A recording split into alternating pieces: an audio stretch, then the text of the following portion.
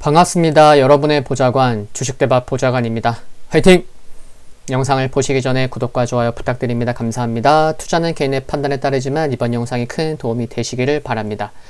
이번 영상은 10월 20일 화요일 10분 아침 시황입니다. 전일 국내 증시 보면요.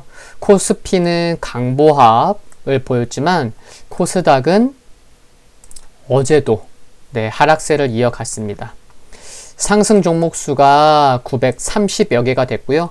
하락 종목 수는 상승 대비 약 400개 이상 많았던 것도 알 수가 있는데요. 수급을 보시면 코스피에서는 외국인과 기관이 함께 매수해 줬습니다. 연기금이 1,000억 원 이상 매도를 이어가고 있는 가운데 금융투자에서 대규모 매수가 들어왔고요. 외국인도 4거래일 만에 매수 전환했습니다. 코스닥을 보시면 외국인은 코스피처럼 매수를 했지만 기관의 매도가 절대적인 규모 자체도 상당히 큰 상황입니다.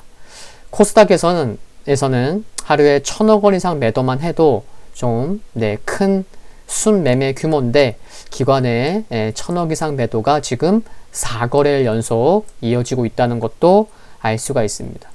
그러니까 코스닥의 변동성이 큰 상황인데 기관의 매도가 좀 눈에 거슬린다. 그런 것도 수급에서 확인할 수가 있는 상황입니다.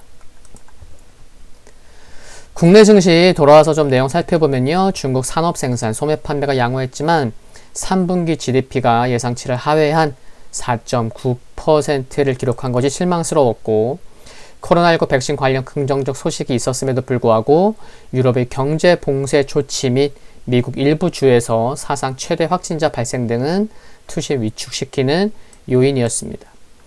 코스피의 경우 조금 전에 살펴봤듯이 메이저 수급 순매수를 기록했고 강보합으로 마감한 가운데 코로나19 재확산세 다소 진정 후에 정부의 소비 쿠폰 지급 재개 소식에 백화점, 편의점 등의 내수 및 유통기업이 상대적 강세를 기록했고요. 반면 코스닥의 경우에는 코나 전기차 화재 그리고 헬릭스미스 급락, 종가는 결국에는 하한가 같죠. 이와 같은 부정적 이슈가 투자 심리를 위축시키면서 5거래일 연속 하락 마감했습니다. 그 중심에는 기관의 매도가 이어지고 있다는 거고요. 원달러 환율은 위안화 환율 낙폭 축소에도 1140원 초반대 유지하면서 연저점 경신하고 있습니다. 해외 증시 보시면요. 다우, S&P 500, 나스닥 3대 지수 모두 하락했고 필라델피아 반도체 지수는 그래도 상대적으로는 낙폭이 작았습니다. 미국 시장 내용부터 좀 봐보겠습니다. 코로나 관련해서 사망자 추이는 감소세를 보이고 있지만 미국에서 신규 확진자 수가 6만 건 이상을 기록하고 있는 가운데 사망자 수가 감소하고 있지만 이게 결국에는 증가할 것이란 부정적인 전망이 투심을 약하게 하는 상황입니다. 이런 가운데 시장은 경기부양책 협상 타결에 주목했죠. 오후 펠로시 의장은 스티븐 무누신 재무장관과 부양책을 논의할 예정인데 장 후반으로 갈수록 협상과 관련해서 긍정적인 소식이 들리지 않자 실망감으로 지수의 하락폭은 커지는 모습이었습니다.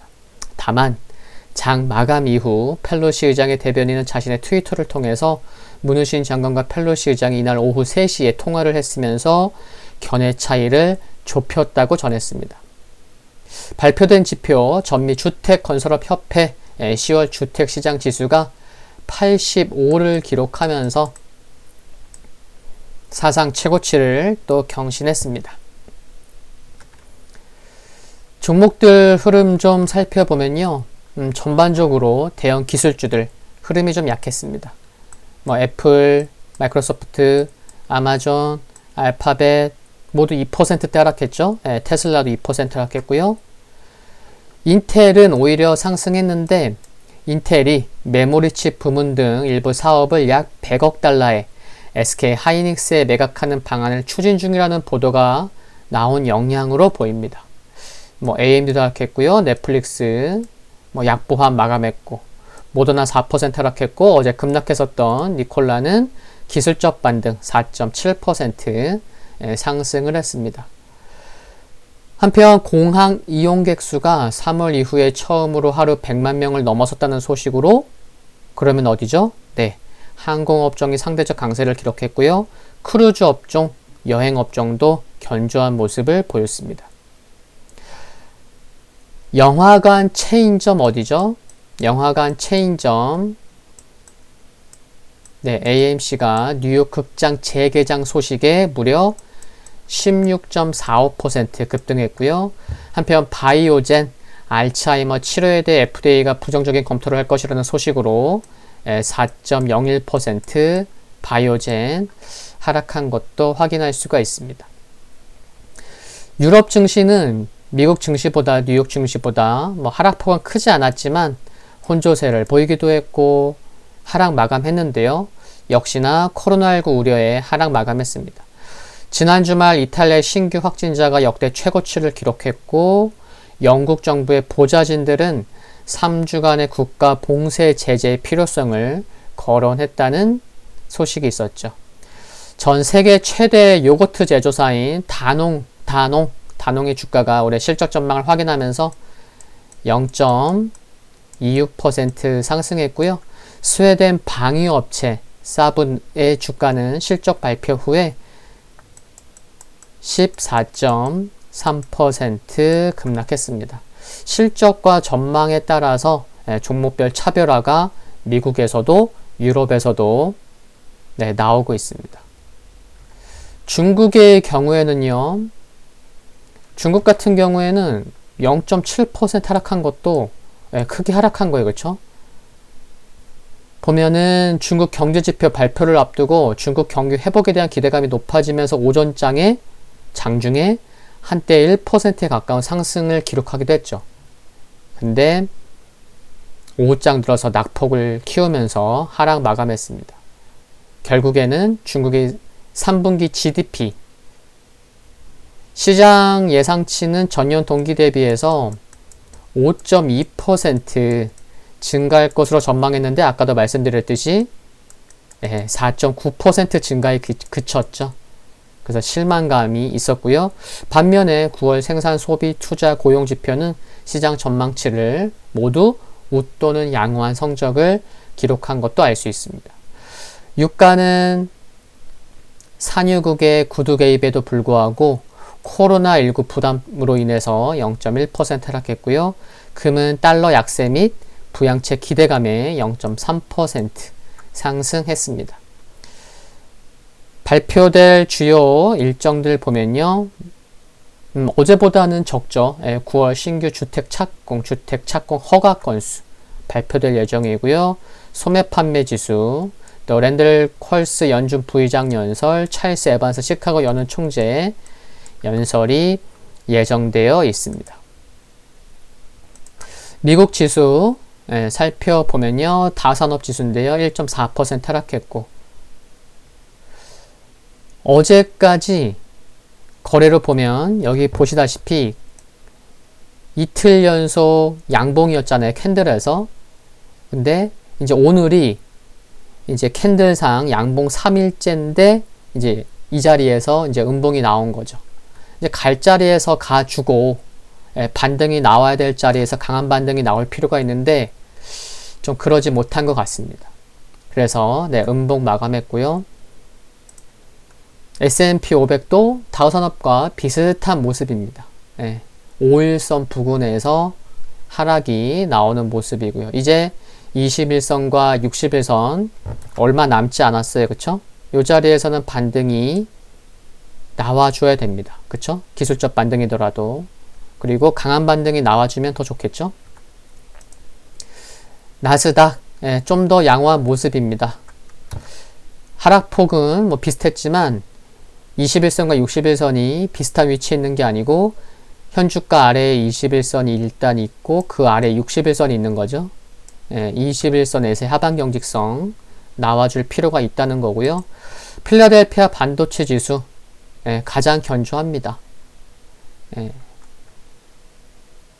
여기 보시면 나스닥은 보세요. 나스닥은 이틀 전에 그쵸? 이틀 전에 시가인 이틀 전에 저점도 이탈한 상황인데 그쵸? 이탈한 상황인데 필라델피아 반도체 지수는 이틀 전까지도 내려온 모습은 아니에요. 그쵸? 그런 차이점도 있습니다. 상대적으로 뭐 같은 조정이 나오고 있지만 상대적으로 견조한 모습 보이고 있다는 거 체크가 되겠습니다. 금일 국내 증시 포인트 살펴보면요. 유럽의 코로나 확산세가 심하고 미국에서도 코로나19 부정적인 전망이 이어지고 있는데요.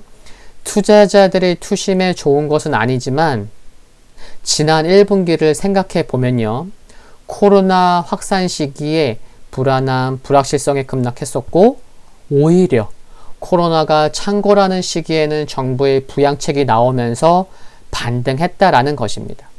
결국 중요한 것은 미국의 부양책이 빨리 나와야 되는데 이게 늦어지고 있으니까 참 답답할 노릇입니다.